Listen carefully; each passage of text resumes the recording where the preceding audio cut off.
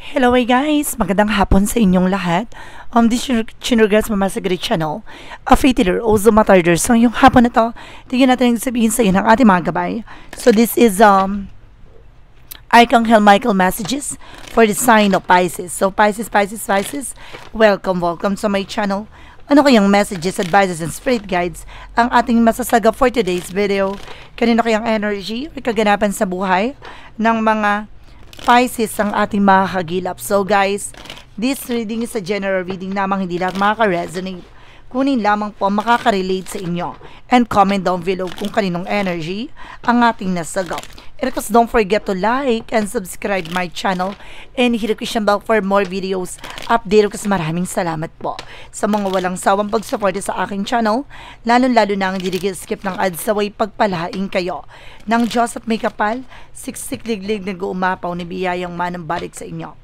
So let's see guys, what is the messages, advices sa iyo ng ating angel spirit for the sign of Pisces. So let's see and watch this.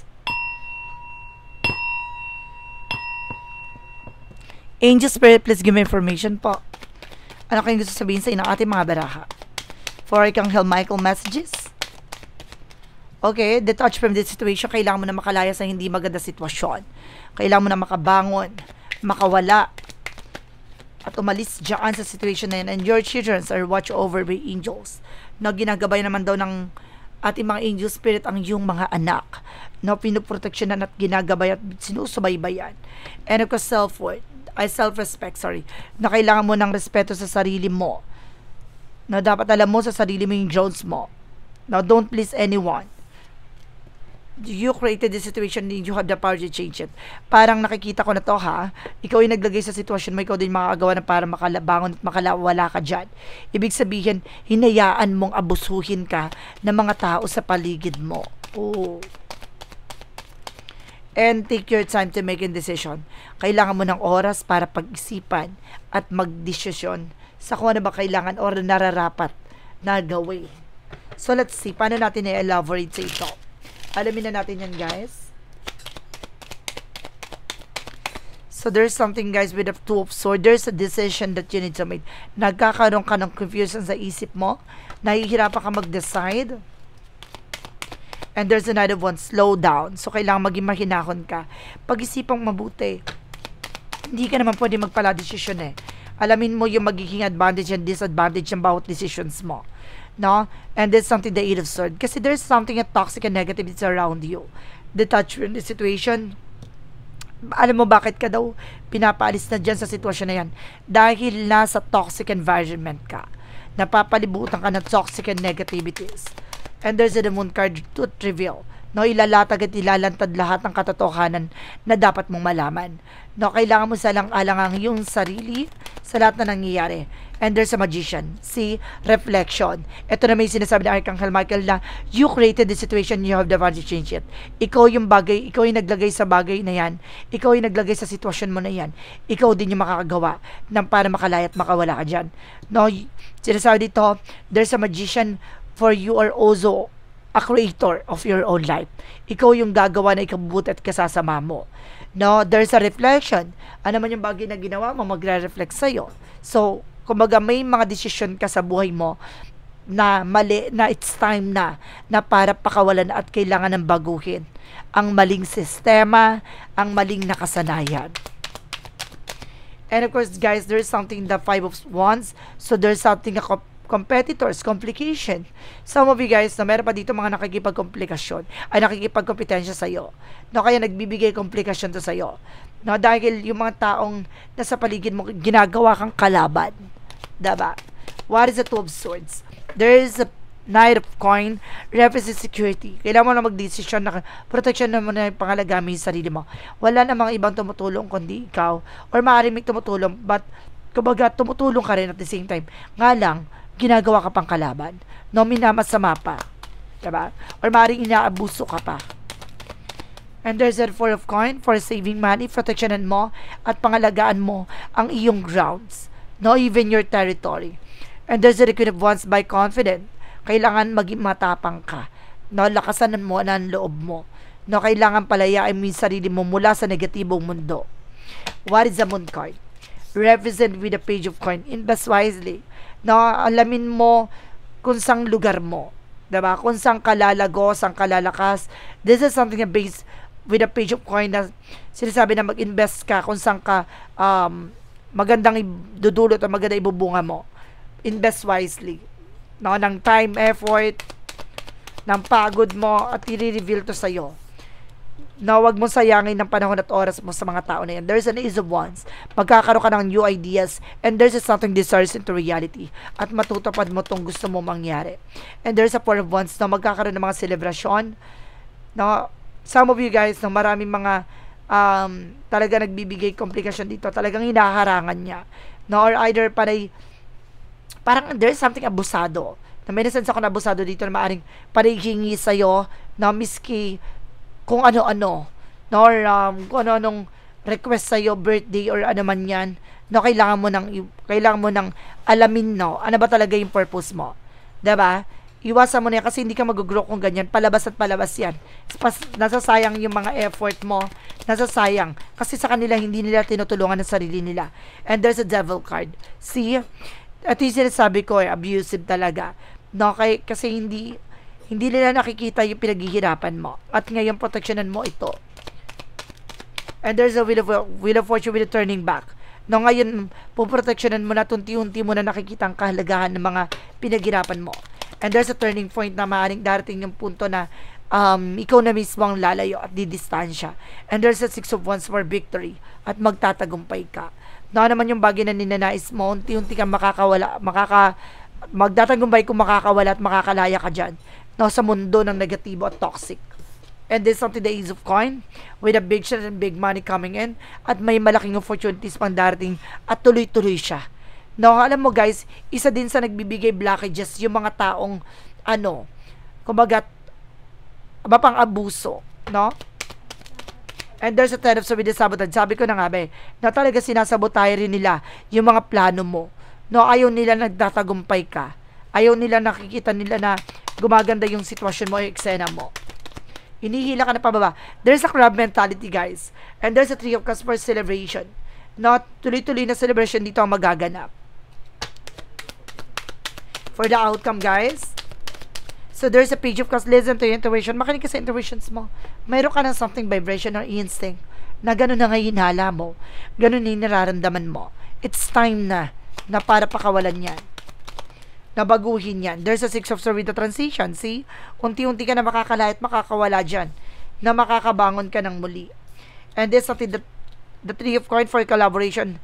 Na ngayon, lilimitahan mo na yung pakikipag-ugnayan, pakikipag-usap sa mga tao na yan. And there's something the Ace of Swords with the breakthrough at magtatagumpay ka. No, sa gusto mong mangyari sa buhay mo. Dahil yung pinaghirapan mo, alam mo na kung saan mapupunta. Diba? Hindi na masasayang. There's a Ten of Wands in reverse. Matatapos na yung bigat. No, yung traitor, sabotage sa buhay mo. Matatapos na yung nagbibigay balakid sa pag-unlad mo. And there's something, the Five of Swords. Nagkakaroon kasi ng self-sabotage that because of your action. Hinahayaan mo abusuhin ka. It's time with the Chariot card. It's time to take an action with the part of the deck, ha? Na it's time na para baguhin na ang maling nakasanay at maling nakagisnan. No, kailangan ng baguhin ang maling sistema. Hindi mo sila tinutulungan the way na parang mas lalo mo silang inilalagay dun sa sitwasyon na yon para tamarin sila, no? Para umasa sila. So, it's time na para sila mismo yung tulungan mo para tumayo sa kanilang sarili mga paa. Diba?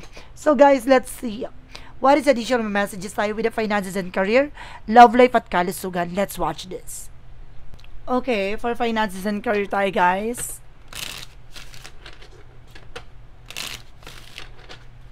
For finances and career. So, this is something the Hierophant for lesson learned. See? Matuto ka na. Madala ka na.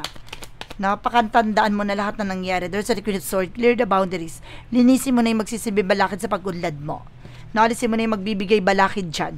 And there's a Nine of Wands. You have a potential for abundance. Na may potential ka para maging malago, maging maganda buhay mo, maging masagana. There's a Three of Swords. Marami lang talaga naiinggit at tumihila sa ipababa. No, marami nag-betray. Na some of you, kaya pumasok yung abuso dito. Parang yung hindi na totoo no? Nagsisinungaling sila para lang may makuha sa'yo, no? Yun yung, I don't know kung it's a good term na panghuhot-hot, no? Kaya hindi na siya tama, no? Kailangan na baguhin. There's a native coin, something na kailangan mo na mag-focus, no, sa iyong negosyo, trabaho, hanap buhay. And there's a need one. Some of you magkakaroon ka ng travel, a lot of transactions, a lot of communications, a lot of movement, na maraming paggalaw ng sitwasyon na magdadala sa ng potential for abundance, na magdadala sa ng kasaganahan. Pagdating sa love life, and there's a Four of Swords. See, this is something in inner voice, at the same time, over-fatigue, nag-over-fatigue ka rin dahil sa mga nangyari.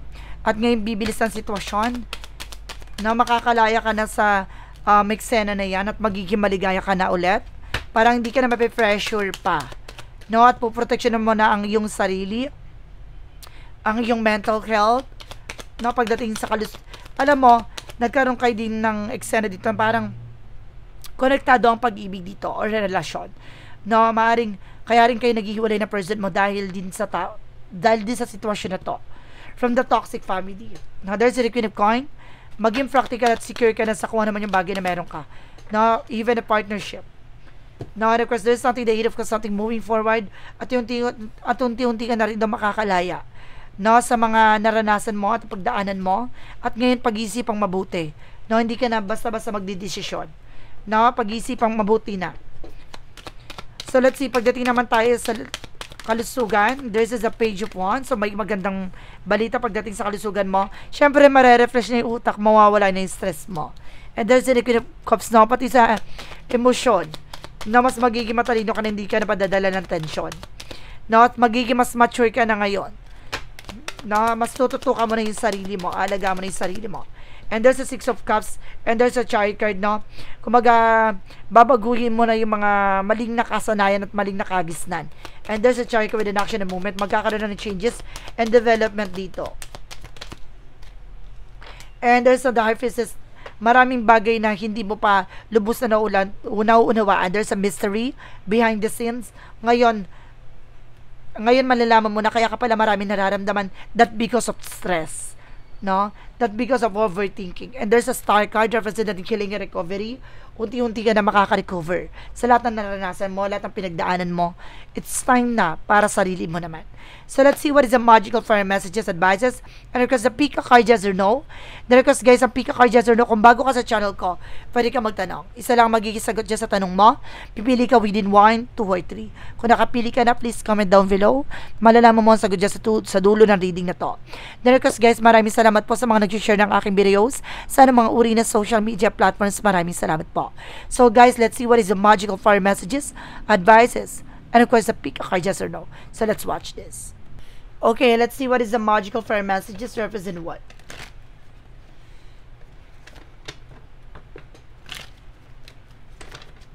What is magical fire messages? Healing, heal the healer. See? Ang kagalingan talaga yung mapapasayo. Talagang pagagalingin ka na ng ating Panginoon sa lahat ng aspeto. Whom do you need to forgive? Ano yung mga bagay na kailangan mo pagpatawad o pakiwalan? No, yung bigat. No, yung galit at puot. Yung hinanakit. No, hindi mo kailangan bit-bitin yan bagkos kailangan mo pakawalan yan. And there's a flower. This is something with a bloom. Dito ka lalago, dito ka lalakas. Dito sisibol ang panibagong chapter sa buhay mo. Some of you, there's a the sun. Maaring may anak na lalaki or maaring ikaw ay nag-iisang anak na lalaki. And there's a new career. Na magkakaroon ka ng bagong career. Diba? Magkakaroon ka ng new business venture or new opportunities coming in. What is the yin and yang oracle card? And there's a spy looking, watching at you. Marami pang nagsusubaybay, marami pang nakatingin sa'yo. Or either marami nagtitingin-tingin sa iyong kliyente or customers. And their tactics, kontrolin mo na yung bunganga mo. Huwag ka na magkukwento ng kung ano sa buhay mo. Anong nangyayari sa buhay mo. Huwag ka na magkukwento. Dahil hindi lahat ng mga kinukwento ay mo ay natutuwa sa success na tinatamasa mo ngayon. And there's a remember, lagi mo pakakatandaan na maliwanagan ka na.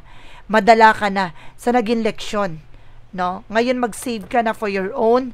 At the same time, lahat ng information, kahit ano bang yang kaugnay niyan, kailangan isa-save mo na. Na huwag ka na nag-share ng information with other people. Kasi some of them guys, inaabuso ka, no? And there's a community, especially sa paligid mo, diba? At magiging maayos na rin yung community mo. And there's a night visions. Some of you guys na marami kang panaginip or maaaring pangitain na pinabahagi dito. And there's a raven. Some of you meron pa ditong parang may aswang or parang inaaswang ka. No, ginugulo ang yung isipan. There's a gather. No, maaaring ibibigay sa iyo lahat ng kasagutan mo na dito sa bagay na to. Inilalapit na sa iyo ang katotohanan. Now, there's a gambling, guys. Now, meron naman dito kumbaga, nasobrahan sa bisyo. No? Or may mga bagay na kailangan mo ilaban. And there's a single parent. Some of you, single parent ka. And there's a third party. Now, meron ditong nagkaroon ng third party talaga. Or maaaring isa sa nag-cause sa failure mo ay maaaring third party. Family related, kaibigan, co-workers, or especially loved ones. Now, of course, sinasabi na Jesus loving quote said, "Whatsoever shall do will all my Father which is in heaven, the same is my brother and sister and my mother." Siya na ba daw yung mga bagay na dapat mong ginagawa sa yung ama ay maaaring ama sa langit, maaaring ganun din ang ginagawa ng iyong mga kapatid, o ganun din ang gagawin mo sa mga kapatid mo, sa mga magulang mo, or maaaring same or baligtad ang sitwasyon. Ano man yung bagay na ginagawa nila sa inyo o sa iyo ay maaaring ganun din, no, ang ginagawa nila sa ating Panginoon na hindi nila nakikita, no. Magkakaroon sila ng realization dyan. What is an angel's number? Represent what? And there's a 333 with the support. No, sinusuportahan ka ng ating experiencing the angel's number. Angel's number 333 is a sign that it's time to focus inward, for on your skills, discover your talent, and use your imagination and unleash your inner artist. Doing so will boost your self-esteem and sense of competence. It does wonder for you, sense purpose, and contributor to your community. Sinusuportahan ka nating gabay mo na palawigin at palakasin ka at palaguin ka sa lahat ng bagay sa buhay mo. Sa lahat ng aspeto, ibabahagi at papakita sa iyo yan. And there's a new beginning with the Money Move Oracle deck. No, maaaring magbago na ang ikot ng kapalaran mo. There's something in new beginning. Bagong simula. You will start a new job, a new life, dreams sweep over. No, lilinis talaga. What is the shadow work of Oracle card? From the shadow work of our Oracle card, revisit the deception. A slippery slope erodes trust, honesty, poster connection with authenticity.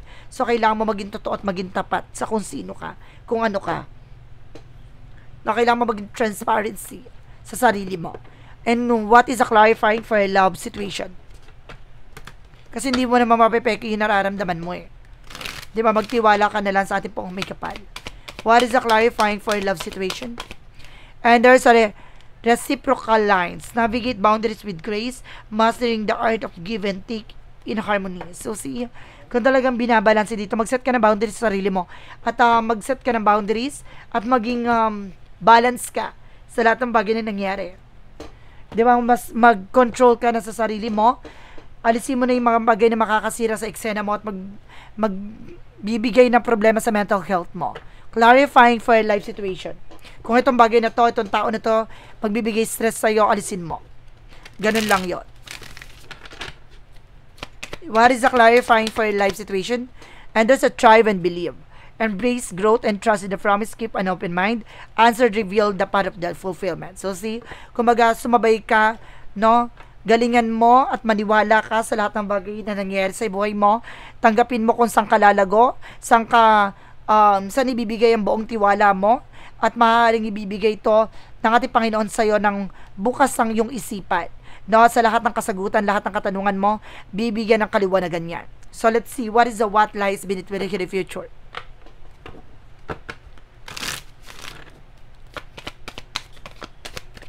Represent with a running away, and there's a caution. So, sinasabi dito talaga dito na kailangan mo nang tumalikod at pakawalan yan at maging maingat na.